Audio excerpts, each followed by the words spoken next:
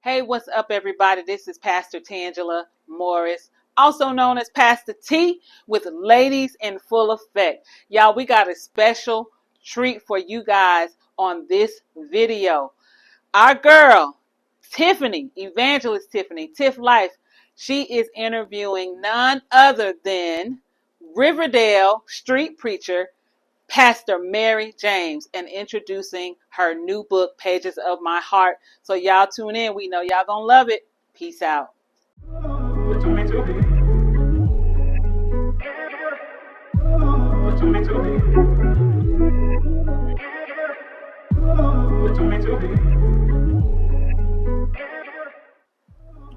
Hey everyone, this is Evangelist Tiffany DeWalt. I am here with Pastor Sister Mary James, author of Pages of My Heart. Sister Mary, can you please give us a synopsis on what made you decide to write this wonderful book? Well, first of all, I wrote the book because of the fact that I wanted to touch other people's lives, and I have spent over 20 years on the street ministering in Riverdale, Georgia. I have had the opportunity to meet so many people and encourage them, pray for them, and just sometimes just a quick word at the red light encourage so many people. I know that I am called to make a difference in other people's lives, and so I wrote the book with that in mind. Okay, awesome. Again, the name of the book is Pages of My Heart. How did you come to the name of this book? I came to naming the book after I had an incident with my mother. This was many years ago, where my mother had asked me to do something, and I felt like I was the only one singled out to do it. My other siblings wasn't doing any cleaning or whatever. But anyway, when I didn't do the part that I was supposed to do, my mother was very angry, and she hit me, and I started to bleed. And when the blood was coming down, she said, "Go into the bathroom and wipe it off, clean yourself up." And I went into the bathroom, cleaned myself up, and then I wrote a letter to God. I wrote this letter to God because I wanted God. God was like my last resort. Like I wanted God to do something, because I had come from so much pain and hurt. So I went outside. I threw this letter up in the air, and the letter came back down as it should have. But at that time, I was so desperate for help that me writing the letter, throwing it up, didn't even faze me. I was just desperate. I wanted help, and so the letter fell back down to the ground. And as I was going back into my apartment, I stopped and I just looked up to the sky and I said, "Even God don't care." And then, I came back into my apartment. Now some time passed, and I know it was God that put it in my heart. I already read the Pages of Your Heart. So he had already read how I felt, the hurt that I felt. He already knew it. And that's why I named the book The Pages of My Heart, my desperate plea to God. Oh, that's awesome. I mean, that's a testimony in itself right there. So I imagine, I know in this book it is full of that testimony about that experience. That's a tough experience. And you did take the time to journal it, and it turned into a book. Yeah. Okay, so can you briefly tell us about what we're going to experience when we read this book? Well, when you read that book, you will see the journey of my pain and my hurt, everything that I went through. But so some people will be able to relate, uh, through the book by the hurt and the pain that they also may be experiencing. But I didn't want to leave it right there. I wanted people to see that yes, I went through some really um, horrific things in my life, where it was very painful. But I went through that, but God also had a plan for me. Even with me going through it, I would come to a place where forgiveness would happen, that I would be able to love and forgive those that had hurt me. And so that sounds like the journey and the process that you had gone through to become comfortable with sharing this story with others, because this story is very personal. Yeah. Okay. So you start the book off by telling about the deepest and the darkest times of your life. Mm-hmm. And so what did you want the audience to understand the most when reading these parts of the book? Well, that no matter how dark it get in your life, on your journey, that there is hope. There is always hope. It sometimes when you right in the midst of like that deep hole seem like, and you have nothing to catch on to, and you seem like you by yourself, but there is hope. And I found that hope. But it was years, but I found that hope. I found that hope because there is always somebody somewhere that God has put in place to be that hope for you, to help you. And in my case, it was a young man on my job who began to tell me about the love of God. And for me, that was the area that I was struggling in. I didn't feel that I was loved. And this young man would come to me and tell me how Jesus loved me. And eventually his persistence got through. And I came to know that I was loved, that somebody cared for me. And other people began to join in to help me on my journey, to show love. And that was, what really started to heal me was the love from God through people. Okay, that's awesome. That's beautiful that you had someone in your life that way, that was consistent and persistent with you about the love of God, so that he showed up in that way for you.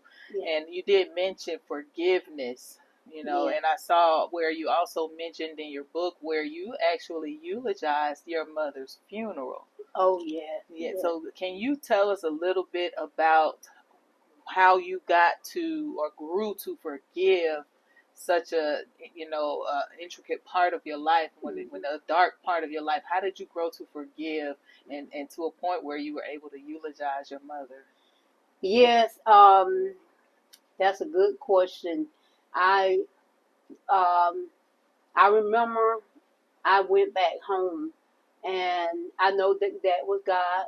I went back home, and by that time my mama had moved from Florida, and she was living back in our hometown.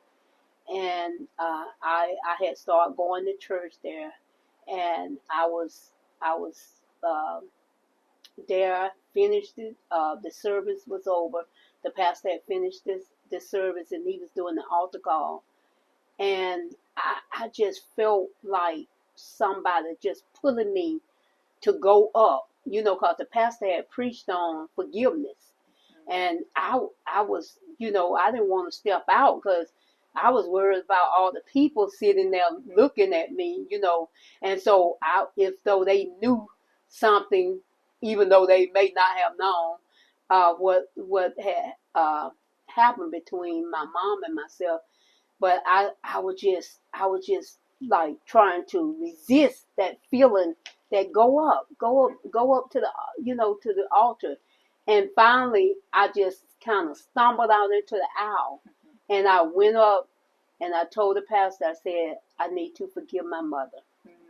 And I asked him for prayer, and he prayed over me. And when I left, I went to my mom's house, and I talked to my mama about what had happened. And for the first time I heard about why my mama left me. And I didn't know all those years before, because we hadn't really ever talked about it. But that day we had the conversation about everything that went on, and I had forgiven her, and we was able to hug and have our time together, reunion that had been long overdue. That is absolutely beautiful. That, a lot of people don't have the opportunity to have those types of conversations with people before sometimes they leave and go on home, and God gave you the opportunity to have that moment with your mom and to get, the word says, and all you get an understanding. And so you were able to get an understanding of why she left and why you had to go through what you went through for all of those years, and you were able to operate in forgiveness. And then just to have that quickening of your spirit to say, go on down there and get this forgiveness, because it's not always just, for them, but it's also for yourself as well. Exactly. And so that's a beautiful story. Thank you for sharing that. And there was a point where you were raising your two boys while working and going to church. Oh, yes. How did you manage to balance life as a single mother? Well, it was very, very hard. My sons was the reason that I lived. If I didn't have my sons, I would have took my own life. Yes. My sons was the reason that I got up every morning. Every morning that I got up and looked in their little faces, it kept my heart beating. And it was hard raising my sons, but the blessing was that I had my church family, because I gave my life to the Lord at a young age. I was 22, and I had my church family that surrounded me, and they loved on me. That I had that support. They gave me the support. They spent time with my children. Some of the young men would take my boys and take them under their wings. Take them in to the game room, and on outings and baseball games, and did things with them. So that was a support. I had that support, but it had, otherwise it would have been pretty hard. And then it did get hard at times, because I remember working long hours and coming home, picking my sons up from the babysitter, and so and being so tired that only thing I could do is just let them watch cartoons, get them cleaned up for bed, and then I would just collapse on the bed. But I went through that for a while, but God is faithful. And so I thank him for helping me to raise two awesome young men. That's awesome. Who are young men now. Yes, that support system is very, very important, and it's a blessing to have those people that have poured into your sons' lives on those times where you were not available because you had to do things to provide for them on your own. Yeah. And so God gave you a support system. It sounds like although it was hard, sounds like it was a strong support system. Yeah. I mean, because look at where you are now. Yes, And I I know thank your God. sons and what they're doing with their lives as well. That's a great thing. So, Yeah. God is good. Okay. Yes, He is. So there's this old cliche where it says that God doesn't call the qualified, but He qualifies the called. Yeah. And you have your GED. Yeah. Okay. Did you ever doubt that you would grow this far in your life? No, a lot of where I am now, I never seen it. First of all, because all the things that I had went through, the circumstances and the situation, pretty much said what my life would be. That everything I went through. So I really didn't see um, accomplishing anything. Where that I have now, but I the thing I think like when I was young, a little girl, that I used to dream. Daydream a lot, and so that was kind of like a hope for me. Starting off, but when I got to the point where um, I wanted to go back to school because I had dropped out of high school. There was a struggle within itself. I was still dealing with all the things from my past, so it was hard going to school with all the weight of my past. But I had teachers. I had different people who encouraged me, to first of all, people to encourage me to go to adult school and get my GED. And then once I was there, I had teachers who encouraged me to keep going, and so that was awesome. Um, I kept working at it, because anything that you're able to accomplish, you are going to have to work at it. And so for me, I kept working at it, and until um, I heard that when I walked in to the school, and I heard that I had passed, and that was oh, it was so I can't even begin to tell you how exciting it was, just to know that I had got my GED.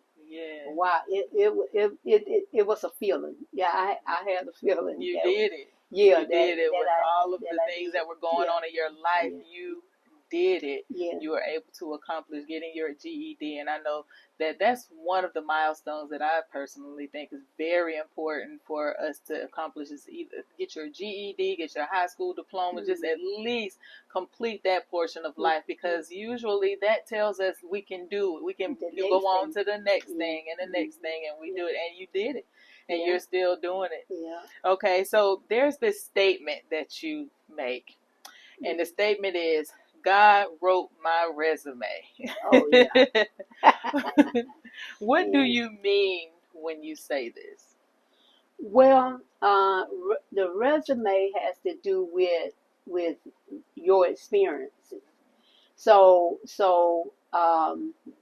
when I think about God writing my resume, I had over and over had different experiences where, you know some that was not good, and some that was good, um, but everything that I went through was helping me for the next thing that I would face and go through.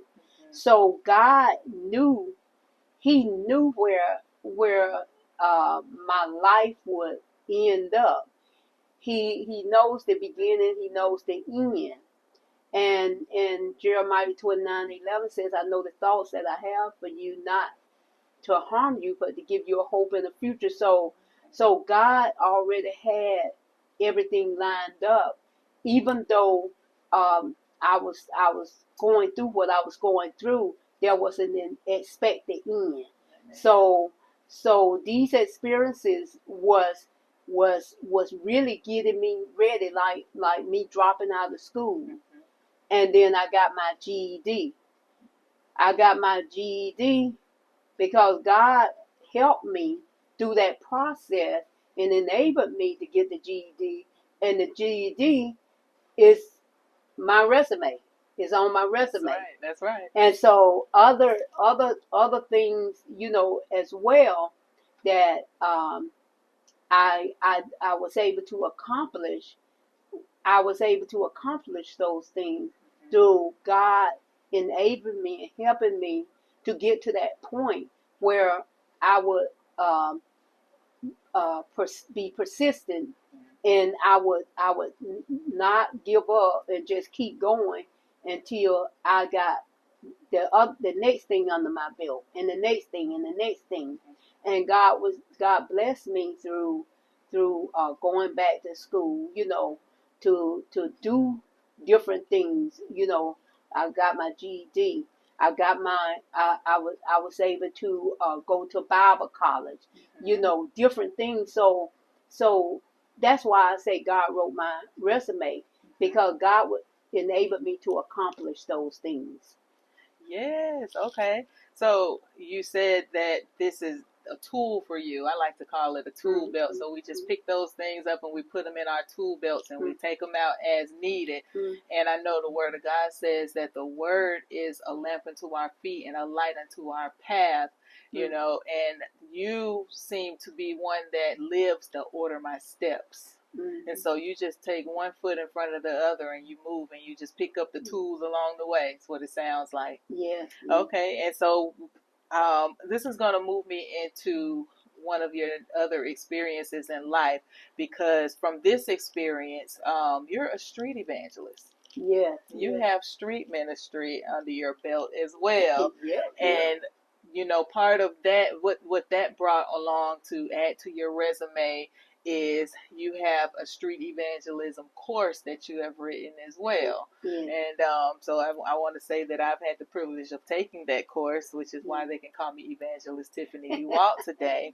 So the book ends with how you got into street ministry, and you're still doing street ministry, which technically means that this is not the end for you. Any more books in the future? Oh, absolutely. Lots of books in the future. I look at it like this: as long as there's people in the world, there will be books, because I know that for me, that God has called me to help other people, and helping those other people mean that I will always work at making myself better and increasing my faith and building myself up so that I can be a blessing and a help to other people. And so I definitely will continue to write books, and even the books that I've written is this book is so I can help other people in my journey, so they can see my journey and they can know that with their journey, they have hope, just like God gave me hope, because God love all of us, and He want our lives to be better. And so that was